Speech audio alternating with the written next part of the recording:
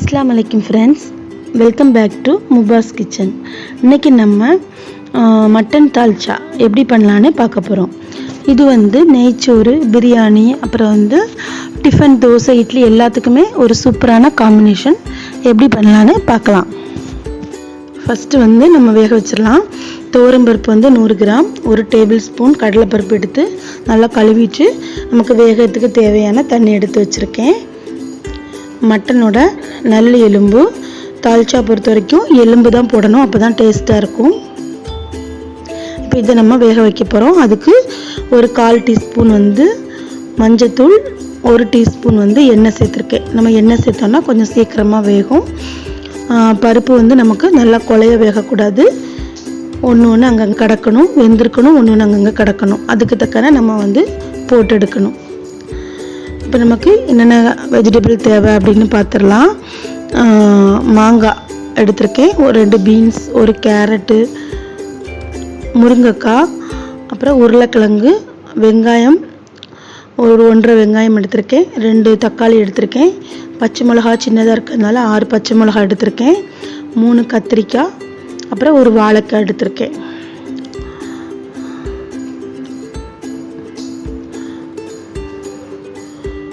அப்புறம் கொஞ்சம் கருவேப்பிலை, கொத்தமல்லி நமக்கு தேவையான அளவு, இஞ்சி பூண்டு பேஸ்ட் 1 டேபிள் ஸ்பூன், ஸ்பைஸ்லாம் பொடி பண்ணி எடுத்து வச்சுருக்கேன். மசாலா ஐட்டம் நம்ம போடும்போது என்னென்ன போடலான்னு பார்க்கலாம். தேவையான அளவு உப்பு. இப்போ பருப்பு நமக்கு வெந்துட்டு நான் அடுப்பை ஆஃப் பண்ணிட்டேன். நம்ம காய்கறி வேக வைக்கிறதுக்கு ஒரு கடாய் எடுத்து வச்சுருக்கேன். அது ஓரளவுக்கு ஹீட் ஆன உடனே ஒரு டேபிள் ஸ்பூன் எண்ணெய் சேர்த்துருக்கேன். அது கொஞ்சம் ஹீட் ஆன உடனே நம்ம வெங்காயம், கருவேப்பிலை போட்டுடலாம்.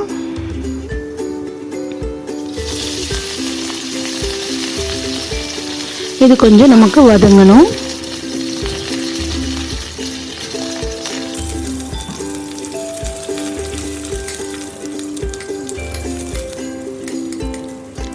கொஞ்சம் வதங்கட்டும்.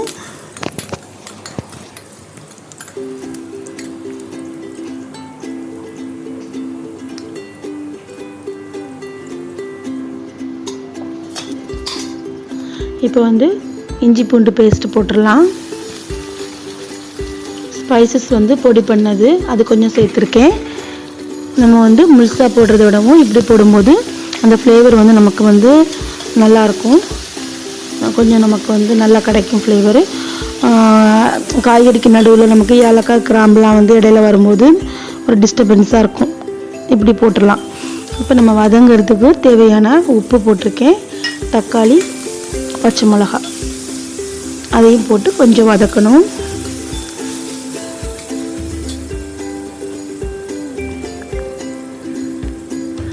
கட் பண்ணி வச்சுருந்த வெஜிடபிள்ஸ் எல்லாத்தையும் போட்டுடலாம்.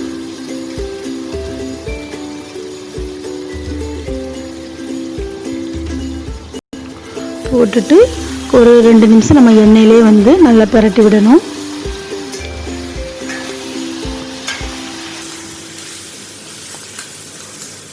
ஒரு நிமிஷம் நம்ம மூடி போட்டு அதை அப்படியே வச்சிடலாம்.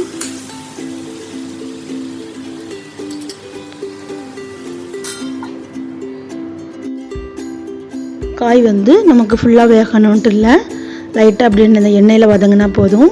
இங்கே 1.5 டேபிள் ஸ்பூன் குழம்பு மிளகாய் பொடியும், அப்புறம் 1 டேபிள் ஸ்பூன் பெருஞ்சீரக பொடி, 1 டேபிள் ஸ்பூன் தனி மிளகாய் பொடி, 1 டீஸ்பூன் கரம் மசாலா பொடி, 1 டீஸ்பூன் மஞ்சள் பொடி, 1/2 டீஸ்பூன் சீரகப்பொடி போட்டிருக்கேன்.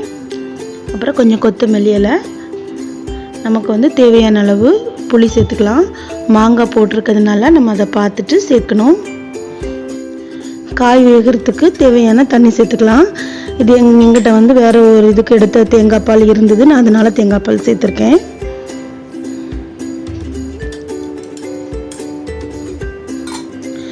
இப்போ இதில் கொஞ்சம் அது வேகட்டும். இங்கே நம்ம பருப்பு வெந்திருக்கான்னு பார்க்கலாம். தெரியுது அவங்களுக்கு? இந்த மாதிரி தான் இருக்கணும்.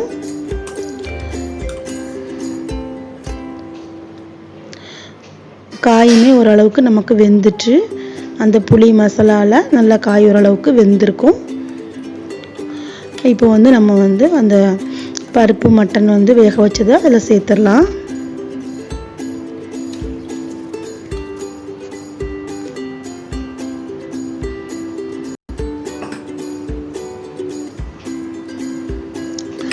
தால்ச்சா பொறுத்த வரைக்கும் நமக்கு ரொம்ப கட்டியாக இருக்கவும் கூடாது, தண்ணியாகவும் இருக்கக்கூடாது, மீடியமாக இருக்கணும். அப்போ தான் நல்லாயிருக்கும். அதுக்கு தகுந்த மாதிரி நம்ம வந்து சேர்த்துக்கணும். தண்ணி வந்து எந்த அளவுக்கு தேவையோ அந்த அளவுக்கு. ஃபைனலாக கொஞ்சம் கொத்தமல்லி எல்லாம் சேர்த்துருக்கேன். உப்பு வந்து கொஞ்சம் பத்தாத மாதிரி இருந்தது, உப்பும் போட்டிருக்கேன். இப்போ நமக்கு இந்த ரெண்டும் மிக்ஸ் ஆகி ஒரு 2 நிமிஷம் கொதிக்க விடணும். கொதித்த பிறகு தான் நமக்கு அந்த டேஸ்ட் வந்து சூப்பராக தெரியும், நல்லா டேஸ்ட்டாக வரும். இது வந்து உங்களுக்கு நெய்ச்சோறுக்கெலாம் வந்து சூப்பராக இருக்கும், நல்ல டேஸ்ட்டாக இருக்கும். கண்டிப்பாக நீங்களும் ட்ரை பண்ணுங்கள். ட்ரை பண்ணிவிட்டு எப்படி வந்துச்சுன்னு உங்களுடைய ஃபீட்பேக்கை கமெண்ட் பண்ணுங்கள். இந்த வீடியோ பிடிச்சிருந்துன்னா லைக் பண்ணுங்கள். மறக்காமல் நம்ம சேனலுக்கு முபாஸ் கிச்சனை சப்ஸ்கிரைப் பண்ணுங்கள். இன்ஷா அல்லாஹ் வேறு ஒரு ரெசிபியோட பார்க்கலாம். அஸ்ஸலாமு அலைக்கும்.